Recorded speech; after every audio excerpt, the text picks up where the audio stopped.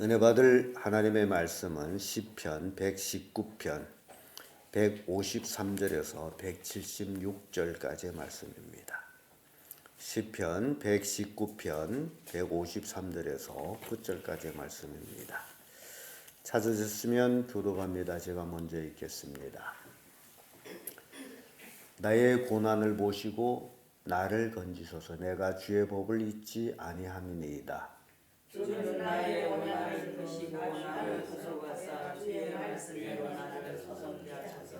구원이 악인에게서 멀어지면 저희가 주의 율례를 구하지 아니함이니이다. 여호와여 주의 긍휼이 많으오니 주의 의를 따라 나를 소송케 하소서. 나를 핍박하는 자와 나의 대적이 많으나 나는 주의 증거에서 떠나지 아니하였나이다. 주의 말씀을 지키지 아니하는 괴사한 자를 내가 보고 슬퍼하나이다. 내가 주의 법도 사랑함을 보옵소서. 여호와여 주의 인자심대로 나를 소송케 하소서. 주의 말씀에 강림을 지키오니 주의 의로운 내가 영원하리라. 방백들이 무고히 나를 핍박하오나 나의 마음은 주의 말씀만 경외하나이다. 사람이 많은 생명을 얻은 것처럼 나는 주의 말씀을 지키나이다. 내가 거짓을 미워하며 싫어하고 주의 법을 사랑하나이다. 주의 의로운 규례를 위하여 내가 율법은 지출을 생각하나이다. 주의 법을 사랑하는 자에게는 큰 평안이 있으니 저에게 장애물이 없으리이다. 여호와여 내가 주의 법을 구하며 주의 규례를 행하나이다. 내 심령이 주의 증거를 지켰사오며 내가 이를 지극히 사랑하나이다. 내가 주의 법도와 주를 지켰사오니 나의 모든 이가 주의 앞에 있으니. 여호와여 나의 부르짖음이 주 앞에 이르게 하시고 주의 말씀대로 나를 깨닫게 하소서. 나의 간구가 주의 앞에 있게 하시고 주의 말씀대로 나를 건지소서. 주께서 율례를 내게 가르치심으로 내 입술이 찬송을 바랄지니이다. 주의 모든 계명이 의로움으로 내 입과 주의 말씀을 노래하나이다. 내가 주의 법도를 택하였사오니 주의 손이 항상 나의 도움이 되게 하소서. 여호와여 내가 주의 법을 사모하였사오니 주의 법을 즐거워하나이다. 내 혼을 살게 하소서. 그리하면 주를 찬송하리이다. 주의 규례가 나를 돕게 하소서. 이른 날같이 내가 영원하오니 주의 종을 찾으소서. 내가 주의 계명을 잊지 아니하리라. 아멘. 이 말씀으로 주의 법을 사랑하는 자, 이런 제목으로 말씀을 나누겠습니다. 주의 법을 사랑하게 되면 이 땅에서 살아가는 동안에 여러 가지 고난도 당하게 됩니다. 원인은 주의 법을 사랑하기 때문입니다. 그러나 고난을 당한 데서 그것으로 인해서 멸망하는 것이 아니고 주의 법을 사랑하는 자의 삶은 결국 평탄한 삶, 축복의 삶이 되어지는 것입니다. 그래서 오늘날 그리스도인들도 세상 사람들이 악하게 산다 할지라도 그리스도인다운 삶을 사는 것이 가장 중요합니다. 그래서 늘 주의 법을 마음에 간직하고 그 말씀대로 살아가는 것이 오늘날 그리스도인들이 이 땅에서 살아가는 삶이라는 겁니다. 그래서 주의 법을 사랑하는 자는 그 첫째 주의 말씀을 지킵니다. 153절에서 160절의 말씀인데 158절의 말씀을 보게 되면 주의 말씀을 지키지 아니하는 자를 내가 보고 슬퍼하였나이다 라는 고백이 나옵니다. 주의 법을 사랑치 않아하는 자와 주의 법을 사랑하는 자 두 종류의 사람이 있습니다. 그러면 이 시편 기자가 이렇게 고백할 때의 모습을 보면서 이스라엘은 하나님의 선민으로서 그들은 어려서부터 율법을 배웠고 율법을 외운 사람들입니다. 그래서 모세오경을 그들은 달달달달 외울 정도로 성경을 알고 있습니다. 그럼에도 불구하고 하나님의 법을 사랑하는 자가 있고 하나님의 법을 사랑치 아니한 자가 있다는 겁니다. 그래서 시편 기자는 하나님의 법을 사랑하기 때문에 하나님의 법을 사랑치 아니한 자를 볼 때에 슬퍼진다라는 겁니다. 이렇게 우리가 살다 보면 어떤 사람의 삶을 보면서 저 사람은 저렇게 살게 되면 안 되는데 라는 그 안타까운 마음이 있어요. 그럼에도 불구하고 그 사람은 그렇게 살아갑니다. 주의 법을 사랑치 아니하면서 점점 멀어지는데 참으로 그런 사람 보면서 안타까움, 슬픔이 있습니다. 저렇게 살면 안 되는데. 그래서 주님의 법을 사랑하는 자, 주의 법을 사랑하는 자는 결국 말씀을 지키는 자다라는 것을 우리에게 보여줍니다. 말씀을 지키다 보게 되면 고난도 임합니다. 153절에 나의 고난을 보시고 나를 건지소서 내가 주의 법을 잊지 아니함이니이다. 고난 속에서도 주의 법을 지키는 겁니다. 제가 목회를 하면서 느끼는 것이 있다면 우리 성도들 가정에 좋은 일만 다 있는 것이 아닙니다. 원치 않는 어려운 일, 슬픈 일들이 있습니다. 그런데 그런 일을 당했을 때의 그 신앙의 자세가 어떤 자세냐라는 것이 굉장히 중요합니다. 시편 기자는 고난을 당할지라도 주의 법을 잊지 않고 있는 그런 모습을 우리에게 보여줍니다. 뿐만 아니라 핍박이 있습니다. 156절에 보면 여호와여 주의 긍휼이 크시오니 주의 규례를 따라 나를 소성케 하소서 하면서 57절에 이런 말씀 있죠. 나를 핍박하는 자와 나의 대적이 많으나 나는 주의 증거를 떠나지 아니하였나이다. 이렇게 주의 법을 사랑하면서 살다 보니 대적도 많아지고 핍박하는 자도 많아집니다. 그래서 바울도 의롭게 살려고 하는 자에게 핍박이 있다라고 말씀을 합니다. 굉장히 중요한 말씀이 160절에 이렇게 기록이 되어 있습니다. 주의 말씀이 강령은 진리니이다. 주의 의로운 모든 규례가 영원하리이다. 주의 말씀의 강령, 진리입니다. 주의 말씀이 진리이기 때문에 그 진리대로 살아가는 삶이 결국 평안한 삶을 살게 되고 주의 법을 사랑하는 자들이 되게 되어 있다. 굉장히 중요한 말씀, 주의 말씀의 강령은 진리오니. 하나님께만 진리가 있습니다. 사람에게는 진리가 없습니다. 사람은 마음 따라 움직이게 되어 있습니다. 마음이 이랬다 저랬다. 그래서 화장실 가는 마음이 다르고 오는 마음이 다르다라고 합니다. 그렇기 때문에 사람은 의지의 대상이 아닙니다. 하나님만 의지의 대상이에요. 하나님 말씀만이 진리입니다. 그래서 주의 법을 사랑하는 자는 그 말씀의 진리에 따라서 살아갑니다. 두 번째, 주의 법을 사랑하는 자에게는 큰 평안이 있습니다. 161절에서 168절의 말씀인데 165절의 말씀 보면 주의 법을 사랑하는 자에게는 큰 평안이 있으니 저에게 장애물이 없으리로다. 주의 법을 사랑하는 자에게 뭐가 있어요? 큰 평안이 있다라고 합니다. 그 앞에 뭐가 없습니까? 장애물이 없다. 얼마나 좋은 말씀인지 모르겠어요. 우리 인생 살면서 우리 앞길에 장애물이 겹겹이 놓여 있다면 여기에 중요한 것들을 우리에게 교훈하고 있습니다. 그것은 내가 주의 법을 사랑하지 않는 삶을 살았다는 겁니다. 내 앞길이 평탄하기를 원한다면 어떻게 살아야죠? 주의 법을 사랑하면서 사는 거예요. 그 주의 법대로 사는 거예요. 사랑한다면 그 법대로 살게 되어 있습니다. 그런데 사랑하지 않게 되면 자기 별명을 늘어놓습니다. 아이고 그건 성경이고 실제 생활은 이런데 그런 얘기 하는 분이 있었습니다. 어찌 성경대로 다 합니까? 만약시 그런 마음이라면 하나님께서 성경을 우리에게 주실 이유가 없습니다. 성경은 우리에게 그렇게 살라고 주신 말씀입니다.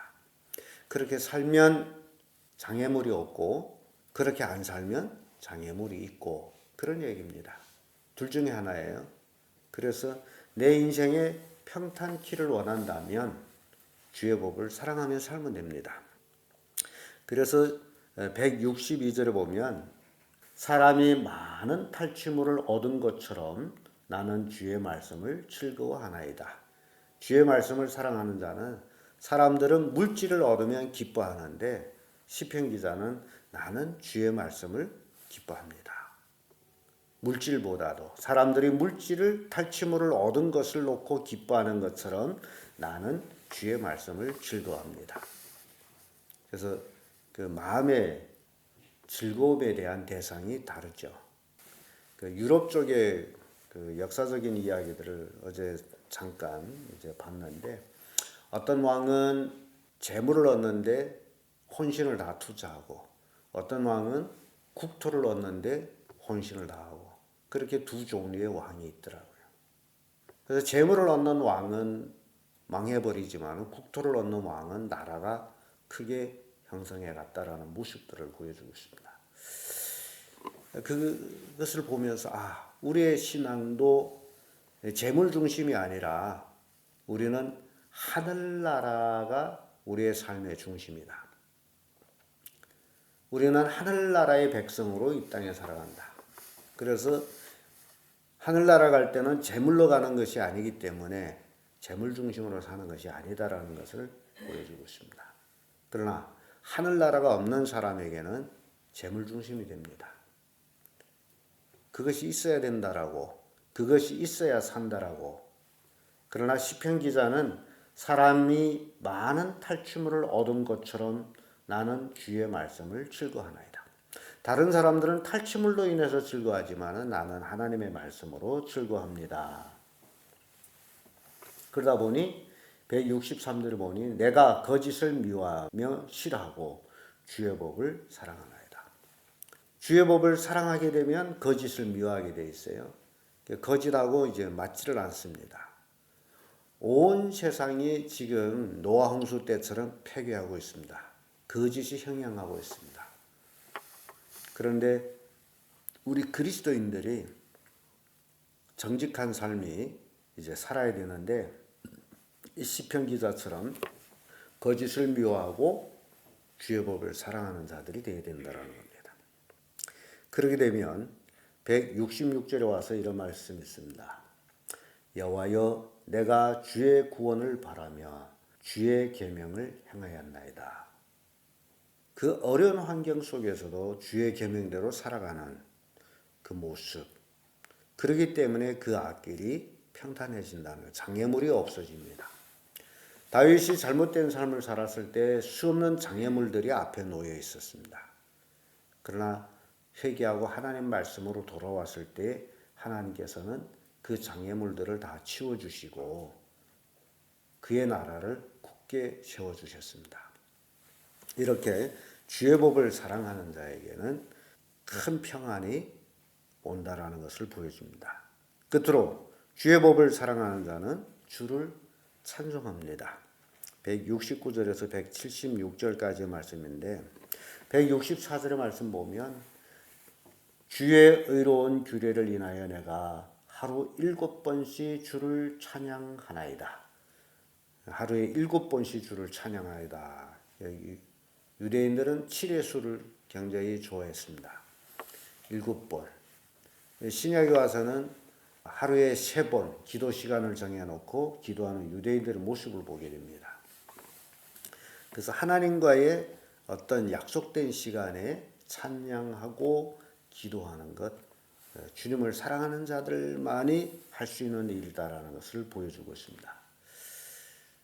여러분들도 이렇게 잠자기 좋은 새벽 시간에 하나님 앞에 나와서 예배하고 기도하고 찬양한다라는 것, 실은 평범한 것 같지만은 그렇지를 않습니다. 하나님을 사랑하는 마음이 없으면 또 하나님께 기도하려고 하는 마음이 없으면 절대로 이 시간에 나오지를 못합니다. 그래서 많은 사람들은 못 나옵니다. 이 시간이 얼마나 중요한지를 모르기 때문입니다. 중요하기 때문에 예수님도 새벽 미명이면 기도를 하셨습니다. 그래서 주의 법을 사랑하는 자의 삶이 그 입술로 주님을 찬양하는 삶이라는 거죠. 171절을 보면 주께서 율례를 내게 가르침으로 내 입술이 찬송을 바랄지니이다. 그래서 우리 입에서 나오는 말, 내 마음에서 일어나는 생각, 이런 것들이 어디에서 주어지느냐? 사람이 보고 듣는 데서 이루어집니다. 제가 여러분들한테 텔레비전을 자꾸 보지 말라고 하는 말 중에 바로 그겁니다. 그걸 보고 있게 되면 그게 내용들이 귀에 들리고 눈에 보이고 이제 머리에 저장이 돼 버립니다. 그러면 그것이 사실인 양 믿게 됩니다. 그래서 그것 때문에 하나님의 말씀이 들어갈 자리가 없어집니다. 진짜 주의 법을 사랑하는 자는 하나님 말씀을 보고 듣고 그리고 하나님을 찬양하는 삶을 사는 자들이라는 겁니다. 174절에도 여호와여 내가 주의 구원을 사모하여 싸우며 주의 법을 즐거워하나이다. 주의 법을 즐거워서 찬양하는 모습을 봅니다. 175절에도 내 영혼을 살게 하소서 그리하면 주를 찬송하리이다. 영혼이 살자면 하나님을 가까이 해야 됩니다. 소성게 되자면 하나님 말씀을 가까이 해야 됩니다. 그래야 주님을 찬양할 수 있어요. 그런데 세상 것들을 가까이 하다 보면 세상 노래를 하게 되고 세상 생각을 하게 되고 그러다 보면 주님을 찬양할 수가 없습니다. 그래서 주의 법을 사랑하는 자만이 주를 찬양할 수 있다라는 겁니다. 여러분들의 가정이 복음화가 됐다면 여러분 가족에 뭐가 흘러나와야 돼요? 찬양이 흘러나와야 됩니다. 의식적으로 여러분들은 그 찬양을 하도록 해야 돼요. 그래서 가정에서 성경 읽는 소리, 기도 소리, 찬양 소리, 이 세 소리는 여러분 집에서 흘러나와야 됩니다. 그런데 그런 소리가 안 나오고 텔레비전 소리만 나오게 되면 참 심각할 정도입니다. 여러분들이 신앙을 한번 점검해 봐야 돼요. 정말 나는 주의 법을 사랑하고 있는가? 형식적인가? 진심인가? 그래서 거기서 구분나는 것이 종교인과 신앙인입니다. 나는 종교적인 행위를 가지고 주를 사랑한다라고 생각하고 있었구나. 그러나 우리 집 삶은 주의 법을 사랑하는 삶이 아니었구나. 그런 것들을 찾아내면 어떻게 해야죠? 그냥 그대로 해야 됩니까? 어떻게 해야 돼요? 주의 법을 사랑하는 삶으로 여러분 가족 생활이 바뀌어져야 되겠죠.